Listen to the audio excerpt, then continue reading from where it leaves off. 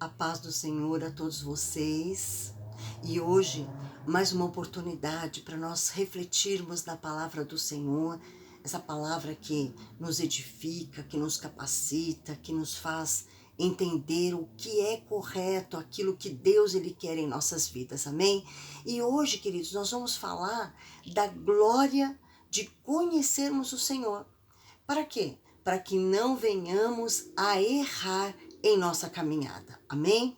Vamos abrir a palavra do Senhor lá no livro de Jeremias, capítulo 9, o profeta Jeremias, capítulo 9, o versículo 23 e 24, que diz assim, olha: Assim diz o Senhor: Não se glorie o sábio em sua sabedoria, nem o forte em sua força, e nem o rico em sua riqueza. Mas quem se gloriar, glorie-se nisto, em quê? Em compreender-me, diz o Senhor, e conhecer-me, pois eu sou o Senhor, e ajo com lealdade, com justiça e com retidão sobre a terra, pois é dessas coisas que me agrado, diz o Senhor. Amém, queridos? Então veja que nesta passagem os judeus estavam tão inchados com falsa confiança que a palavra de Deus foi considerada inútil para eles e por eles também, porque alguns orgulhavam de suas riquezas, outros, como diz a palavra, se julgavam mais prudentes do que os demais, e outros ainda se consideravam tão fortalecidos pela riqueza e pelo poder que achavam que isso era suficiente para resistir facilmente a qualquer mal que pudesse vir sobre eles. Então, o profeta Jeremias, ele declara aqui que os homens se glorificavam enquanto eles estabeleciam ali as suas riquezas, as suas forças ou sabedoria em oposição a Deus. Então eles não queriam e nem se importavam com a palavra de Deus. Este era o contexto daquela época, amém? Então veja que esta passagem nos ensina em quem devemos nos gloriar. Não em nossa sabedoria, na nossa força ou nos nossos recursos, mas em Deus. E não na glória de acharmos que somos mais inteligentes do que o outro, como eles estavam achando também, ou que somos tão fortes que nunca vamos errar, nunca vamos cair, ou que temos alguma coisa não tendo nada. Se nós quisermos nos gloriar, queridos, vamos nos gloriar em conhecer verdadeiramente a Deus e a sua soberana vontade. Esta é a única glória que realmente tem valor nesta vida, amém?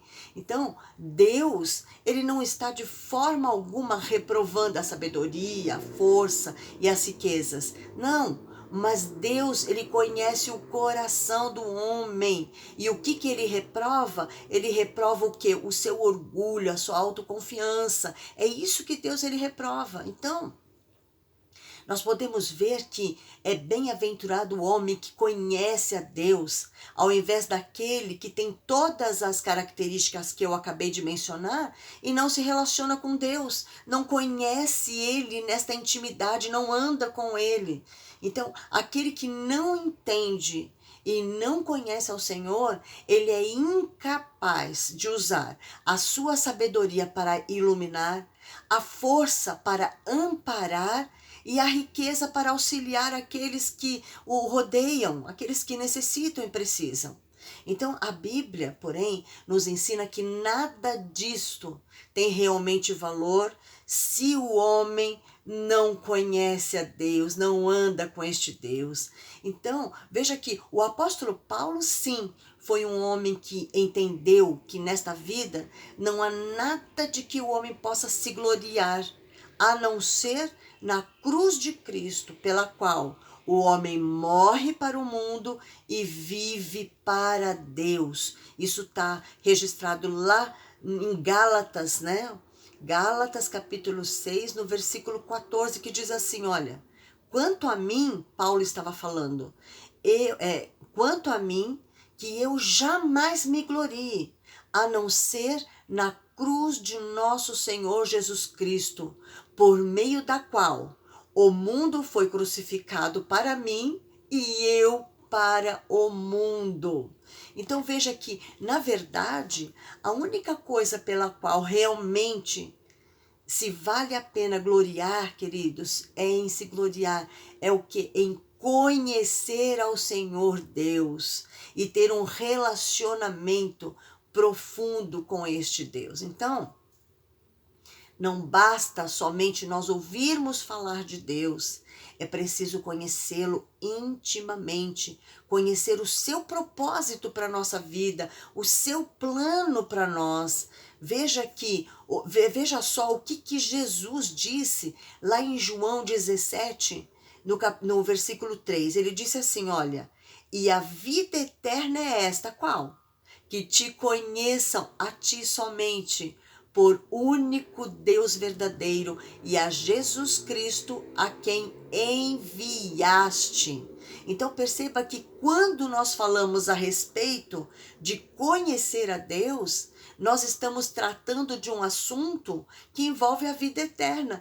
E este é o propósito de Deus para nós. Qual é o propósito de Deus para nós? A vida eterna. E eu só vou fazer parte disso se eu conhecer verdadeiramente este Deus. Então, na Bíblia, amar, conhecer e guardar são tratados como sinônimos. Essas palavras se relacionam quando nós falamos a respeito de conhecer a Deus.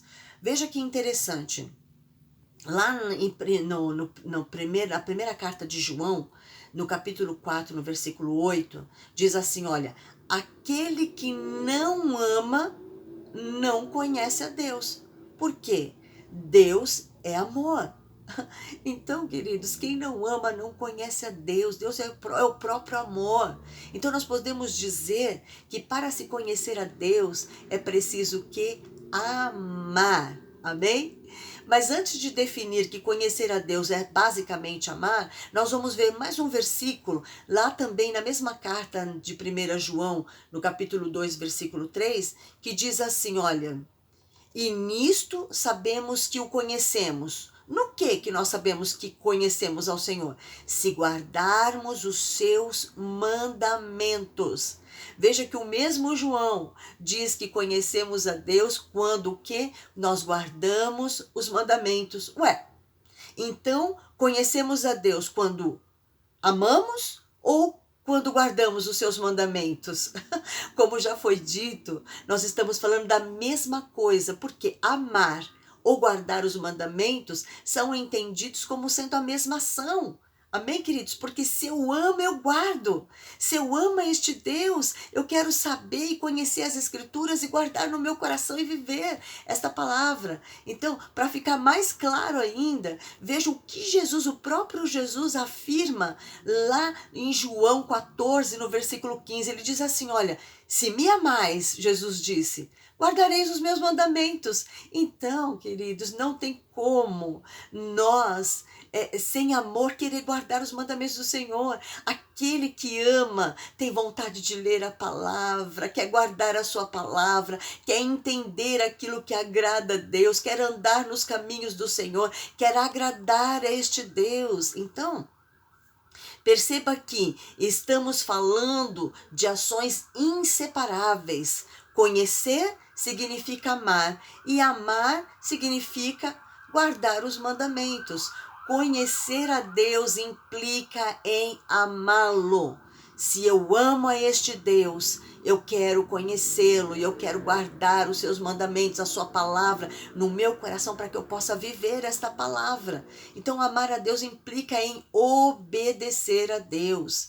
A falta do conhecimento de Deus traz destruição para a minha vida e para a sua. Isso está registrado lá no profeta Oséias, no capítulo 4, no versículo 6, que diz assim, olha, meu povo foi destruído por falta de conhecimento. Muitas vezes batemos a cabeça aqui e ali. Por quê? Porque não damos ouvido à palavra, não estamos presentes, não ouvimos as pregações, as reflexões. Nós precisamos guardar, queridos. O meu povo, diz o Senhor, foi destruído por falta de conhecimento. Então, o principal caminho para eu e você nós conhecermos a Deus é por meio do quê? Da sua palavra, por meio da sua verdade. Conhecer a Deus nos leva também a desfrutarmos de suas bênçãos e promessas, porque vamos ter ciência daquilo que Ele tem para mim e para você. Amém? Conhecer a Deus nos garante, queridos, a vida eterna, como nós já falamos no início. Amém? E conhecer a Deus também é um processo contínuo. Não é? Aceitei Jesus, eu já li a palavra, já conheço. Não, queridos, é contínuo. Deus ele vai se revelando a cada momento em que nós vamos buscando a Ele, Deus ele vai se revelando. Em Oséias também, no capítulo 6, versículo 3, diz, precisamos prosseguir em conhecer ao Senhor dia após dia. Então, o caminho daquele que conhece a Deus é como a luz do sol da manhã, que brilha cada vez mais forte até virar dia perfeito. Este é o caminho daquele que conhece a Deus, que deseja conhecer ao Senhor. Isso está em Provérbios, que eu acabei de falar, está em Provérbios, no capítulo 4, no versículo 18. O caminho daquele que conhece a Deus é como a luz do sol da manhã, que brilha cada vez mais forte até virar dia perfeito. Esse é o conhecimento. Cada vez que eu vou conhecendo, eu vou crescendo mais e mais no Senhor. Então, quando nos achegamos a Deus para conhecê-lo, Ele também se achega a nós. Quando nós temos esse amor e queremos conhecer, Deus ele se agrada e se achega a mim e a você. Tiago afirma isso, ele diz assim, aproximem-se de Deus e Ele se aproximará de você. Amém? Então, queridos, é uma reflexão para o meu coração e para o seu coração. Para nós concluirmos esta reflexão, nós precisamos o quê? Estar dia após dia envolvidos num processo de conhecer cada vez mais o nosso Deus, conhecê-lo de forma íntima e profunda. Só assim, eu e você, nós vamos desfrutar das suas bênçãos, das suas promessas, porque Deus ele não volta atrás com a sua palavra, ele não é um homem para que minta, e nem filho do homem para que se arrependa, porque aquilo que ele prometeu, ele vai cumprir na minha vida e na sua. Aquilo que você necessita, Deus ele vai vir com recursos, com providências, queridos, mas eu e você precisamos nos aproximarmos do Senhor, precisamos estar junto com Ele, precisamos amá-lo verdadeiramente. Então, que eu e você possamos nos gloriar em conhecer o Senhor. Por isso nós precisamos o quê? Amar, conhecer e guardar a sua palavra. O que é guardar? Guardar significa o quê? Colocá-la em prática, viver esta palavra. Amém, queridos? Que Deus venha realmente abrir o seu entendimento, que você possa verdadeiramente se entregar a este Deus tão maravilhoso, conhecer a este Deus a cada dia. Queridos, foi pago um preço tão caro pela minha vida e pela sua, e muitas vezes não damos valor a isso. Deus ele entregou seu único filho por mim e por você. Precisamos valorizar isso, precisamos crer, porque estamos sempre prontos a nos entregar ao Senhor. Amém? Precisamos estar prontos a nos entregar sem reservas ao Senhor. Amém? Porque Deus ele tem cuidado de nossas vidas. Amém? Olha, quero até contar um testemunho rápido para você que aconteceu esses dias atrás aí na minha vida. Eu saí do culto com meu marido e ele quis ir até a praia, dar um passeio, comer alguma coisa lá na praia. Nós fomos. Né? Ele comeu, ele não pode andar muito, para quem não sabe, o meu marido ele faz hemodiálise, né? Mas não se entrega, tá firme no Senhor, tá forte no Senhor, e ele não se entrega, ele quer sair, ele quer passear, ele busca o Senhor também, e depois disso saímos do culto, ele quis ir passear, fomos.